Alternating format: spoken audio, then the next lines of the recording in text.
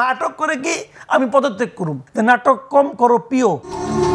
প্রধান উপদেষ্টার পদ থেকে ডক্টর ইউনূসের পদত্যাগ করতে চাওয়ার বিষয়টিকে নাটক বলে মন্তব্য করেছেন সাংবাদিক ও রাজনৈতিক বিশ্লেষক মাসুদ কামাল। তিনি বলেন, হাসিনার আমলে একসময় দেয়ালে লিখত নাটক কম করো প্রিয়, এখন আমারও বলতে ইচ্ছে করে নাটক কম করো প্রিয়। নাটক কম করো প্রিয়।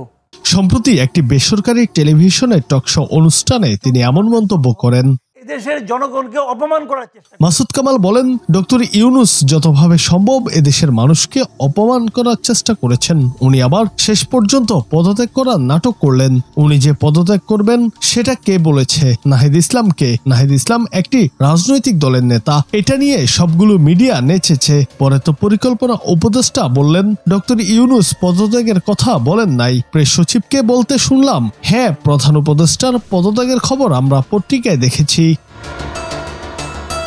সাংবাদিক মাসুদ কামাল বলেন, একসময় হাসিনার আমলে দেয়ালে লিখত নাটক কম করো প্রিয়, এখন আমারও বলতে ইচ্ছে করে যে নাটক কম করো প্রিয়। এদেশের মানুষ এত সহজে কিন্তু ভোলে না। ডক্টর ইউনূস পদত্যাগের কথা বলে দেখেছে যে মানুষ কি বলে। আশা করেছিলেন পরের দিন শুক্রবার লোকজন যেওনার সাথেই গান গেয়ে শাহবাগে চলে আসবে, তবে লোকজন আসে নাই, কান্নাকাটিও হয় নাই। তিনি শীতকালের ওয়াজ গরমকালে করেছেন। এইটা যদি গত অক্টোবরে করত তাহলে অনেকেই শাহবাগে যেত। শীতকালের ওয়াজ গরমকালে করছে।